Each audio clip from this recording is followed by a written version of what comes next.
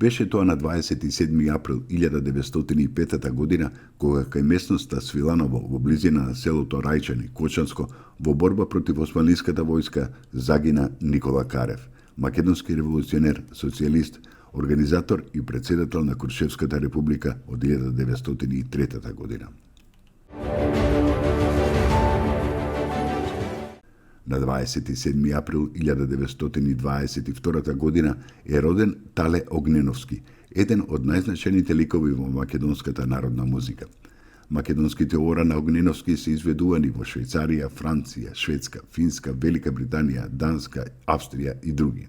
Со ансамблот Танец се настапувал на најпознатите концертни сцени во Северна Америка и во Европа со фантастичен успех.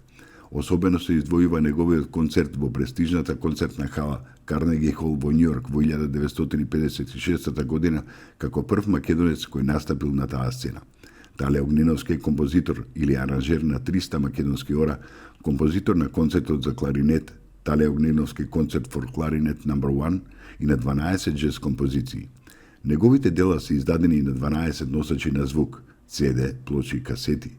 За неговите заслуги во развојот на македонската народна музика, во 2003 година Огненовски ја добил наградата 11 октомври, а во март 2012 година му била доделена и националната пензија. Починал на 19 јуни 2012 година во Скопје.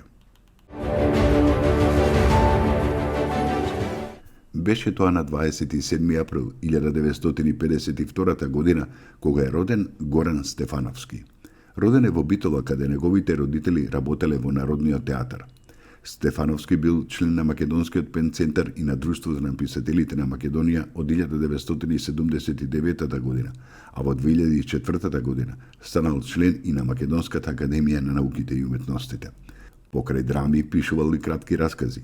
2000 година се населил во Кентербери и предавал часови по сценарио и драматургија на Универзитетот во Кент, пред да ја преземе функцијата на Универзитетот Кентербери Крисчерч во 2002 година, предавајќи сценарио до неговата смрт.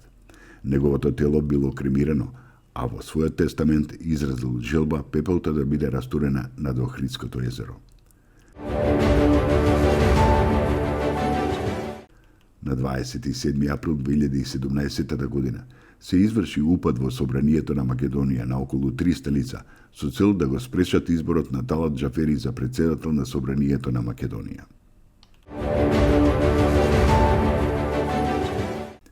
Беше тоа на 27. април 1983 година, кога почина Димо Тодоровски, македонски вајар.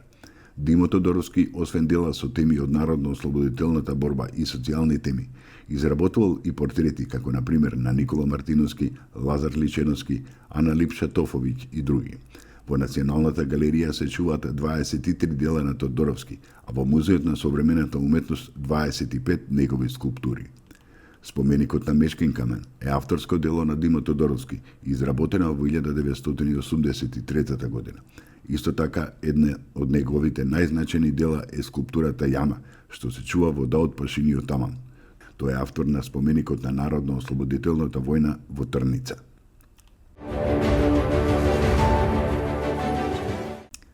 На 27. април 1986 година е родена Елена Ристеска. Таа своите првите чекори во музиката ги прави во раните школски денови.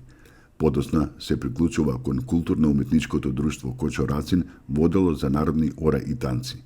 Со ова културно-уметничко друштво гостува во неколку европски земји. Во 1996 година таа започнува и да пее во училишниот хор. Елена официјално и е позната на македонската публика кога стана победник на музичкото реалити шоу Плей Потрага под звезди.